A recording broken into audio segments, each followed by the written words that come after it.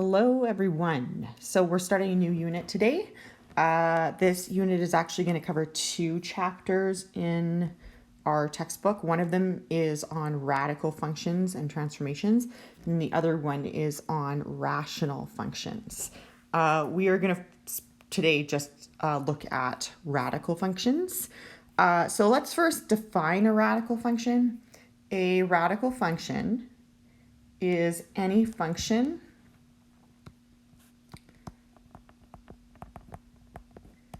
with a variable in the radicand position.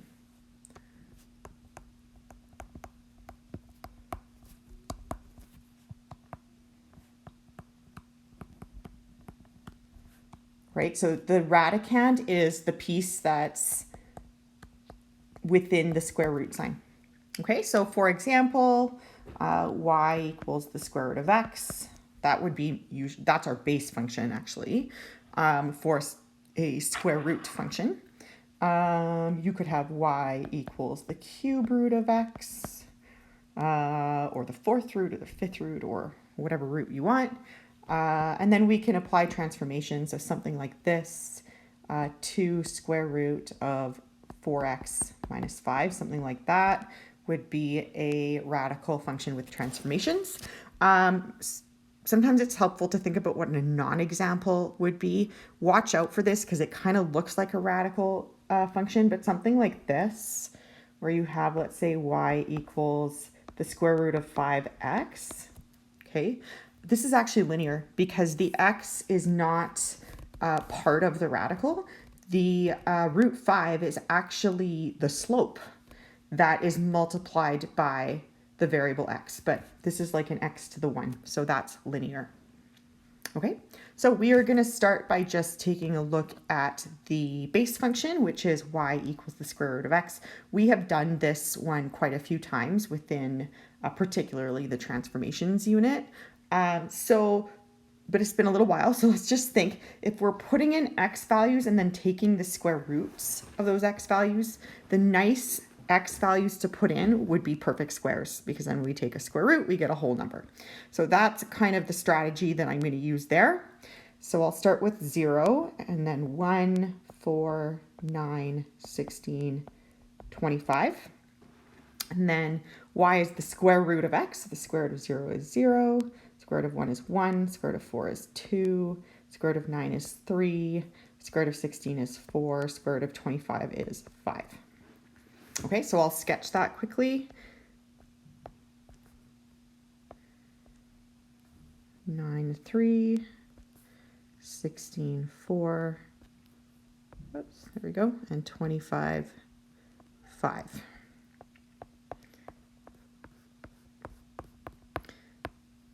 Okay, so there it is. There's the base radical function.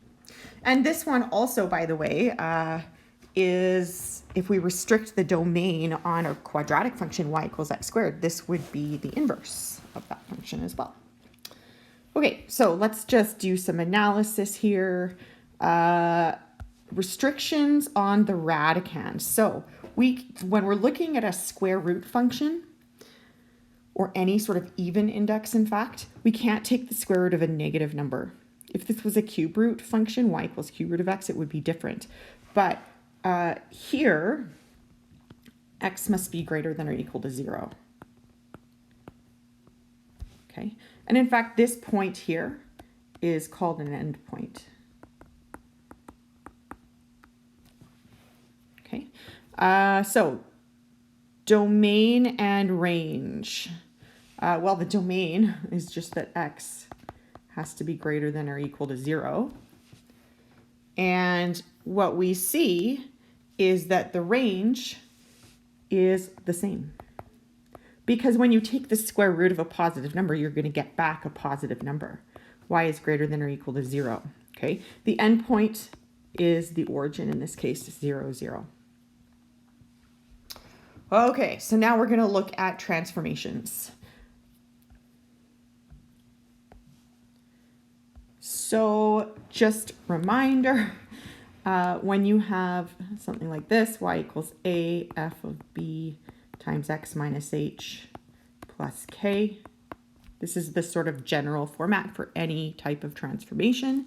We're going to apply this to the function y equals the square root of x. So when we do that, we have to take the a value and multiply it by the entire function, which is the square root of x. But instead of x, we're going to put this part, right? That goes in there. And then the plus k goes on the end. Okay. Now, in terms of the mapping notation, this is the same as any other transformation problem. The point xy is going to move to 1 over bx plus h, ay plus k. Okay, and again, the parameters are exactly the same as any other type of transformation function. A, or the magnitude of A, is the vertical stretch factor. And if A is negative, there's also a reflection. B, the reciprocal of B, 1 over B, or 1 over the absolute value of B, is the horizontal stretch factor. And if B is negative, there's also a reflection. H is the horizontal translation, and K is the vertical translation. Okay, so let's actually try out some questions. So we are going to sketch a graph of each function, knowing your knowledge of transformations and mapping. State the values of a, b, h, and k, the coordinates of the endpoint, the restrictions on the radicand, and the domain and range. Okay, so in this question, let's see. Okay, so we've got the a value is 3. Whoops.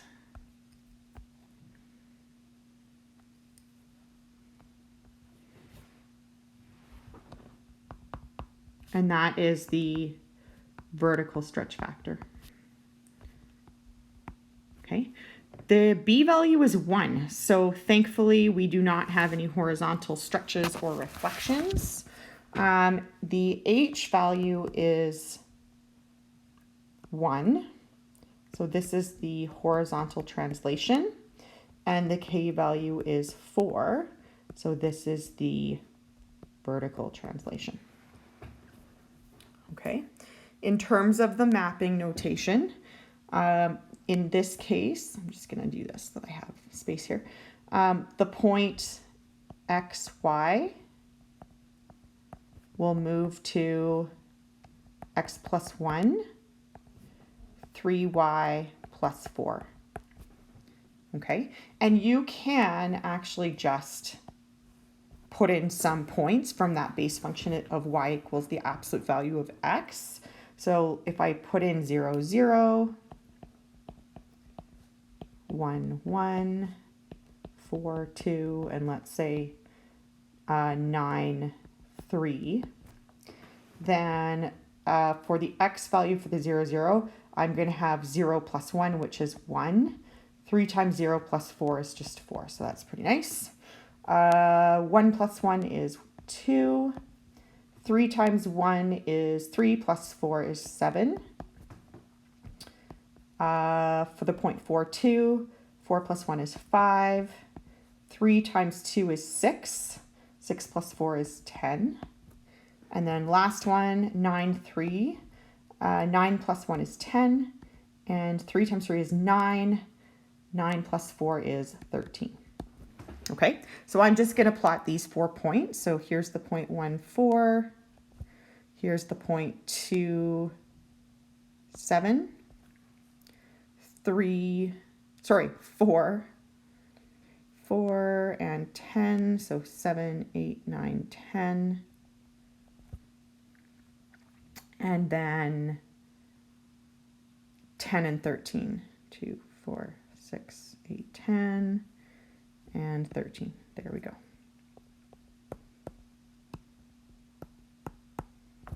Okay, so there would be the transformed graph. Okay. Okay, so here's another one. Oh, actually, sorry, let's finish this one off. There's some questions at the bottom. So the end point on this one was the point 1, 4. Whoops. Okay, restrictions on the variable. Here, x has to be greater than or equal to 1, because if x is, let's say x is 0, square root of 0 minus 1 is negative. So here x is greater than or equal to 1. The domain of the function is x is greater than or equal to 1, or let's just change things up and write in interval notation 1 to infinity. And the range starts at 4 and goes up from there. So 4 to infinity. Okay, and if you wanted to use a different, inequalities or whatnot to write the domain and range, that's totally fine. Okay, let's look at this next one. So we've got y equals -2 square root of -1/4 times x plus 1 minus 3. Okay, so there's a lot going on here. We have that a equals -2. So that's going to give me a horizontal stretch factor of 2 and a vertical reflection in x-axis. Okay, b is -1/4. So my horizontal, sorry, this should be vertical. I apologize. Vertical stretch factor. That looks terrible. Just do that again. Vertical stretch factor is 2. Okay, b is -1/4. So the horizontal stretch factor is the reciprocal of the absolute value of b. So the horizontal stretch factor is 4. And there's also a reflection in the y-axis.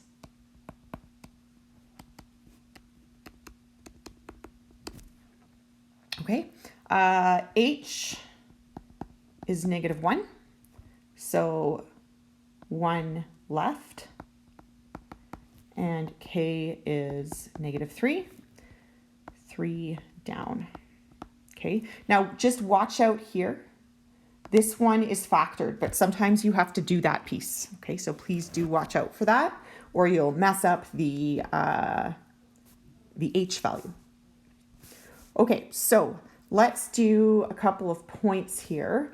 The mapping notation is just going to involve more work because we have, every parameter has been changed and the two stretches are negative. So the point x, y will move to 1/bx plus, or sorry, I'll actually put in the values here. So let me write these ones in. It's 1/bx plus h, but we know what a, b, h, and k are. So in this case, it would be -4x and then -1. And I think I'm going to have to do the y mapping below. So the y mapping is ay plus k. So this will be -2y minus 3.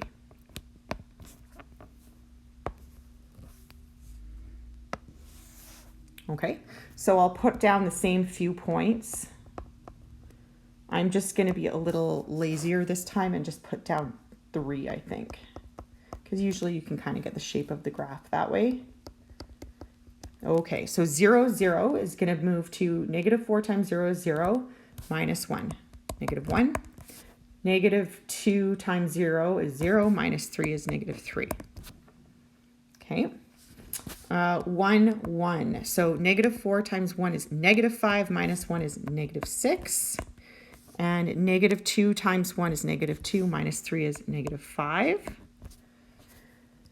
4, 2. So -4 times 4 is -16. And minus 1. -17. I forgot that part. And -2 times 2 is -4, minus 7 is -7. I don't even think we'll be able to graph that point because I think it'll be off the page. So let's just graph these guys. We've got -1, -3, -6, -5. Yeah, and then I can't graph this guy, so we'll just graph these ones. There we go. Okay, so if we do some analysis on this, the end point was at -1, -3. Here, x has to be less than or equal to -1. The domain is going to correspond with the restriction. But here, because it's less than -1, we're going to have this less than or equal to, right? The negative infinity will be the lower boundary value. And then with y, same thing. And that's just because we had both a vertical and horizontal reflection, negative infinity and -3. Okay. All right. By the way, if you are ever trying to figure out the restriction and you don't want to actually look at the graph, here we have the graph in front of us, so it's a lot easier. But to get this restriction, right, just make sure the radicand itself is greater than or equal to 0, because you have to take the square root of a positive number. So the radicand was -1/4 times x plus 1, and that was the square root of that. That has to be greater than or equal to 0. Okay, so if well, actually, I don't even need the square root sign because just the radicand part has to be greater than or equal to 0. So I'm going to do that. -1/4 times x plus 1 must be greater than or equal to 0. Okay, so what I'm going to do is multiply both sides by -4 so that I get rid of this coefficient here. Okay, so if I multiply both sides by -4, then the -4 times -1/4 becomes 1. So the coefficient is just 1. And we have x plus 1. But remember, with inequalities, when you multiply by a negative sign, or divide for that matter, the direction of the inequality flips. So now it's less than or equal to 0. And then x is less than or equal to -1. Okay, because you will often get questions where you might be asked for a domain and you don't have the graph in front of you. So you can do it algebraically if you want to. Okay, so let's take a look at these endpoints and also some of our parameters. So for the first guy, the endpoint is 1, 4. 1, 4 are the values of h and k. Whoops. Oh, it's being funny with me. There we go. This is hk, right? Same with this guy. H was -1, k was -3. That's the endpoint. Okay, and so that will be true for every radical function. And essentially it's because with the radical function, the base function, the endpoint is at 0, 0. And so when x and y are 0, they're not going to be affected by stretches, because with stretches you multiply by a number. 0 times any number is 0. So that first endpoint will only be affected by the translations. Okay, so the endpoint worked out to be hk. Okay, now domain and range of the function and the coordinates of the endpoint. Well, we know the coordinates of the endpoint is hk, and then x and y are either going to be greater than or equal to h or less than or equal to h. And same for k.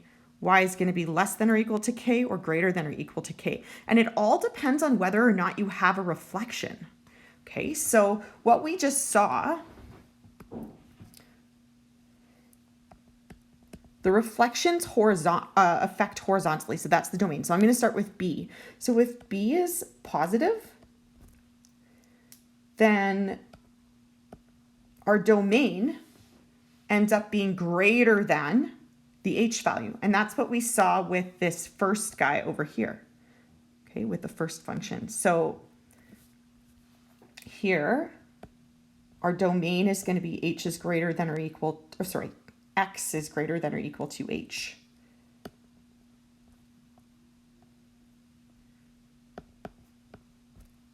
Okay. If b is less than or equal to 0, when we have a reflection horizontally, okay, now the domain is going to switch so that x is less than or equal to h. And that was like the second function. We had an h value of, a b value rather of -1/4. Okay. Vertically, that is going to come from the vertical reflection and or well, it's not even really the stretch. It's really just whether or not there's a reflection. So if a is greater than or equal to 0, if the a value is positive, then it's just going to be like the base function. Y is greater than or equal to k. But if it's negative, like the second one that we did, where a I believe was -2. I can't remember. Let's see. Yes, -2. Then we saw that y was less than or equal to k. Okay. Okay. So let's do a question where we have a graph in front of us. And we have to figure out what's going on. Okay. Now I'm just going to tell you right off the bat that the radical functions are one of those functions where you can look at every single stretch as either a vertical stretch or a horizontal stretch or a combination of both. And for every single function, there is a way to write the stretches in terms of just a vertical or just a horizontal. Okay, so that's kind of a common theme when we are looking at writing out the equation of a graph, where we have to identify those parameters a, b, h, and k. And actually, if you look ahead at this question, you can see, write an equation for f of x. Whoops. Gotta make sure my pen is on. In this form, okay, so this is one where we only have a vertical stretch factor. And we also want to write y equals the square root of b times x minus h plus k in the format where we only have a horizontal stretch factor, okay? And just to kind of show you how this would work is an a value can go into the radical sign by squaring it. So let's say I had, for example, a equals 5. Well, if I wanted to put the number 5 into square root sign, that would look like this, square root of 25. Okay, and so that's just one example of how this could go either way. So what I like to do is when I am doing my my analysis, I like to put in the base function. Okay, so the base function would be here. I'm just going to put in 3, or I guess I could put in my 9 and right. So here's the base function. I'm just going to do it in a dotted line. Okay. Now what looks like it has happened is that it's been horizontally translated 5 units, right? And up 2 units. So I'm going to now move that. So the point 0, 0 will become here, 1, 1, 5 right, and then there's 1. I have to go, 5 right and 2 up. There we go. And then I'm just going to do the third one. So this third point is 4, 2. So from there, I'm going to go 5 right, 1, 2, 3, 4, 5, and up 2. Okay. So this would be with the translations involved, sort of like now we can just compare actually the stretch factors, because that's kind of the hardest part. It's easy. We know the endpoint is HK, so we can very easily see what HK is just in these functions by looking at the endpoint. I'm just going to erase the dotted one because I feel like it's going to confuse me a little bit. Okay. Now to get stretches, if you want to, and I'm going to do this in a different color too, just so that I can, compare the black and the red. If you want to get stretches, you have to do one of two things. Either keep the X values the same and see how the Y value has stretched. Okay, so this is almost like my new origin.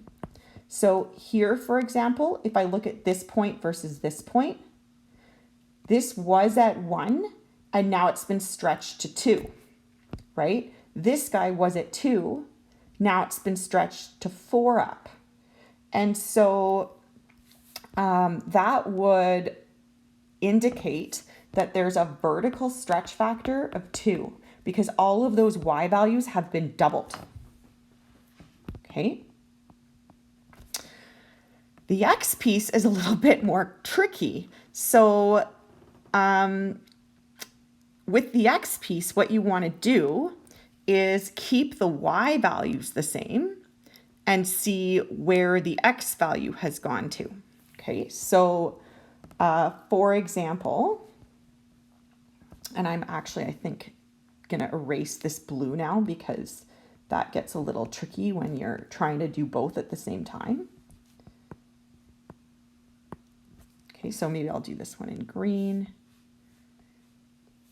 Okay, so for example, let's say I'm looking over here at a Y value of 2. Okay, a Y value of 2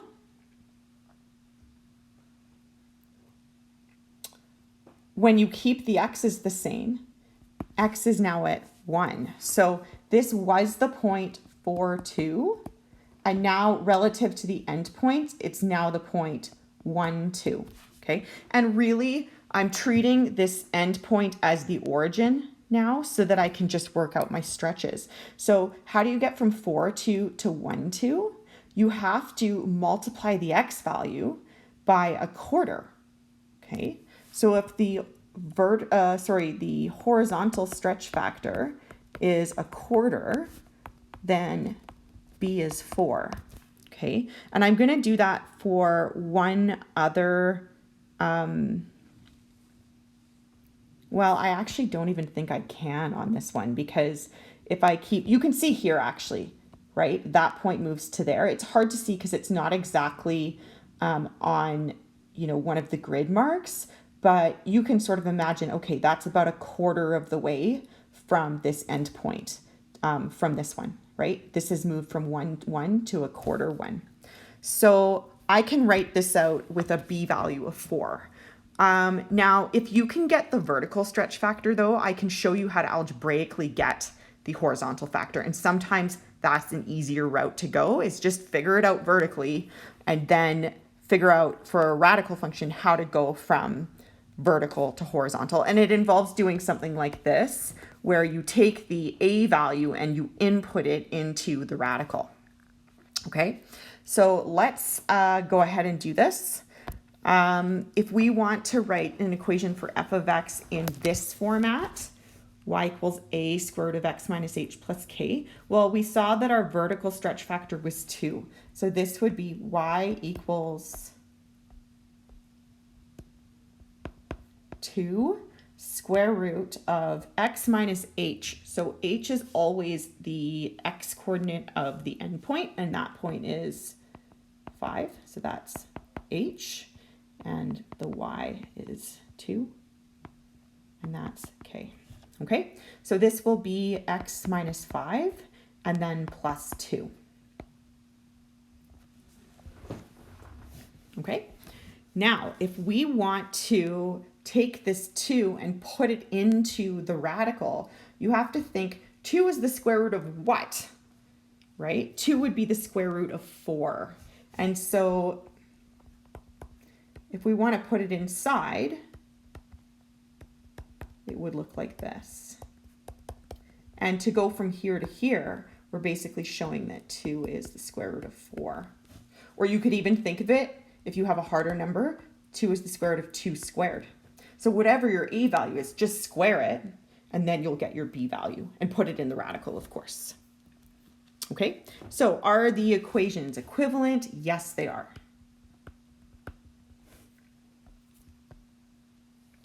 Okay, so here is another one where we're given a function and we're asked to talk about the transformations if this is sort of the base function. Now, careful.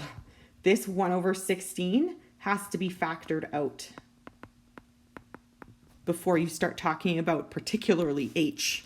So I'm going to rewrite this as f of x equals a half square root of 1 over 16 times x. And then what times 1 over 16 is equal to 1? This would have to be 16, right? 16 over 16 is 1. So x minus 16.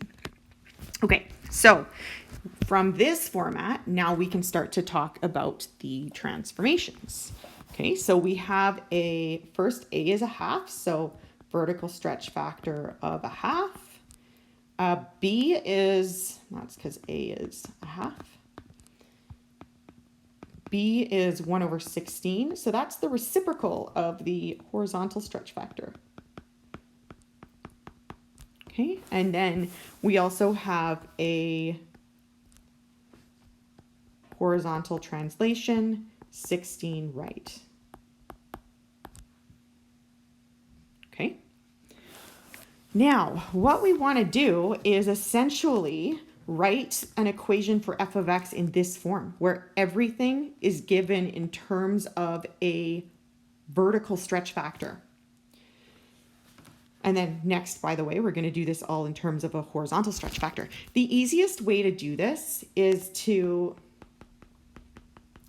take this coefficient, which is the b value, out of the radical. And if you can't kind of figure it out what it is, do this step first, because you can you can break a radical into 2 if you can write the radicand is the product of two numbers, right? And then now you can figure out what the square root of 1 over 16 is. And in fact, that's 1 over 4. So we're going to get f of x equals a half times 1 over 4 square root x minus 16, which is an 1/8 square root x minus 16. Okay, now to do this going the other direction, once you have it all in terms of an a value, you can put it back in by putting the a value squared within a radical back in. So if I want to write it with just a b value, just in terms of a horizontal stretch, I can do this. And I'm just going to kind of do this in 2 steps. I know that a value is 1/8. So I'm going to start by writing this out as the square root of 1 over 8 squared, because that will be 1 over 8. Squaring and square rooting undo each other, times the square root of x minus 16. And now that these are both under radicals, I can stick this in here. The square root of 1 over 8 squared, x minus 16. And then, of course, you would have to evaluate that 1 over 8 squared. So 1 over 8 squared is 1 over 64 times x minus 16. Okay, so this would be a horizontal stretch factor of 64. Okay, what can you conclude about the graphs of the corresponding functions g of h? I think I meant to say that b is g of h and c is h of x. I think I'm talking about these guys, b and c, and they are the same. They're the same function, or they're equivalent. It's probably a more mathematical way of saying it. Okay. All right, so a couple more questions and then we will be done. Write an equation of a radical function if the following transformations are applied to y equals the square root of x. Okay, so we've got a vertical stretch factor of 2.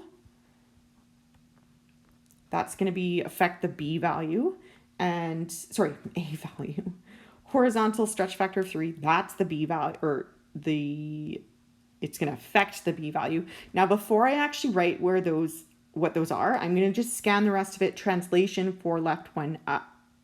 So there are no reflections here. So I can say that a equals 2 and b equals 1/3. Okay, 4 left, h is -4, 1 up, k is 1. So when I'm putting this into my function, y equals a, which is 2, square root of b, 1/3, times x minus h. So that will be x minus -4 is x plus 4, and then plus 1. That should be on the outside. I'm just going to make this a little smaller so that we can clearly see that that plus 1 is outside of the radicand. Okay, so the domain on this guy, you have to think about what would make the radicand negative. So really 1/3 will never be negative. X plus 4 could be negative if x is less than -4. So here, that has to be positive, which means x, whoops, not k, x, make this a little smaller. X plus 4 has to be greater than or equal to 0. So x is greater than or equal to -4. And the range, because there are no reflections, reflections, right? The a and b values were positive. So y will be greater than or equal to the k value, right? And again, like for the domain, I'm solving the inequality to show algebraically how it will work. But we also saw from all of the graphing that we've done that the hk values are the endpoints of these functions. And so x and y will always be either greater than or equal to or less than or equal to h and k. Okay, let's look at another one. Vertical stretch factor of 3, horizontal stretch factor of 1/2, reflection in x and y. Okay, so this tells me that a and b are less than 0. So now I can start to think about my stretch factors and the values of a and b. And then we also have a translation of 6 units, right? So this is h. Okay, now vertical stretch factor of 3 plus a reflection in the x-axis means a is -3. And then the horizontal stretch factor of 1/2 and reflection in the y-axis tells me that b is negative. If the horizontal stretch factor is 1/2, b is the reciprocal of 1/2.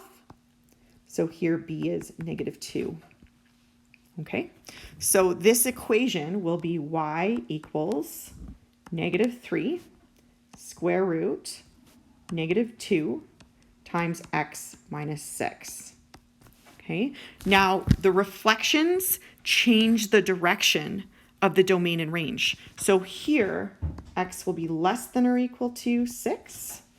And the range, there's no vertical translation. So the y coordinate of the endpoint is still 0. But there was a vertical reflection. So now it'll be less than 0. Okay, so last question. A company estimates its cost of production using the formula C equals 20 times the square root of n plus 100, where C represents, 1,000. C represents the cost in dollars to produce n items.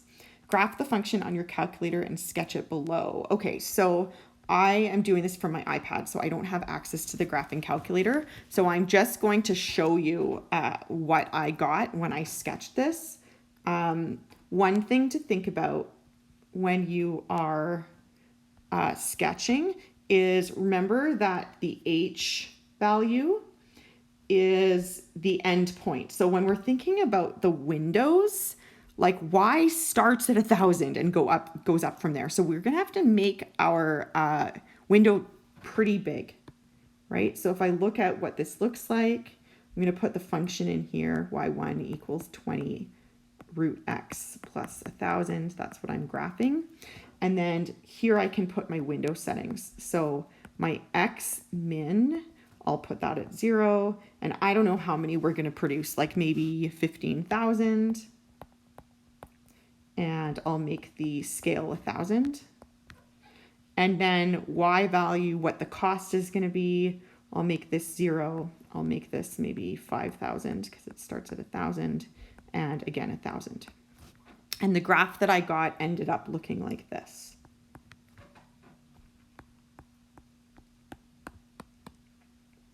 Okay, and this point over here should be 1,000, because if we think about this function and its transformations, essentially the a value is 20 and the k value is 1,000. So there is a vertical stretch factor of 20 and a vertical translation of 1,000 up.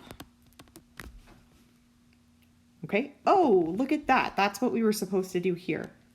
So I'm just going to take this and stick it in there. That was just sort of my instinct to do that, but I guess that's where I was going with that question. Okay, what is the expected cost to produce 12,000 items? So here we need to just put in 12,000 items. That's the n value.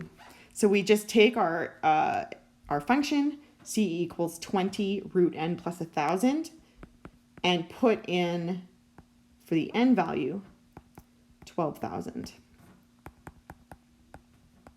And that ends up being $3,190.89. And again, I did that on a calculator, but I don't have the calculator that I can show you on this device. Okay, domain and range of C.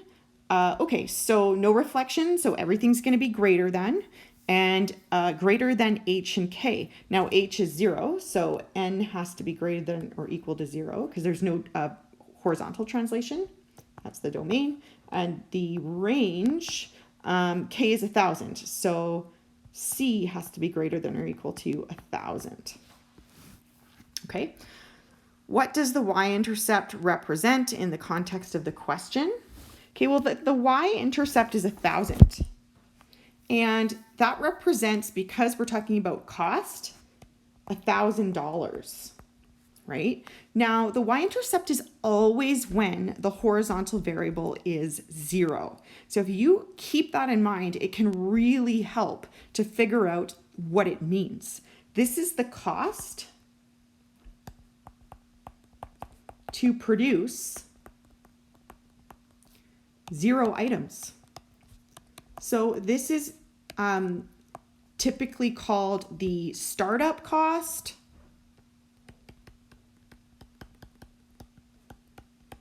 or the fixed cost,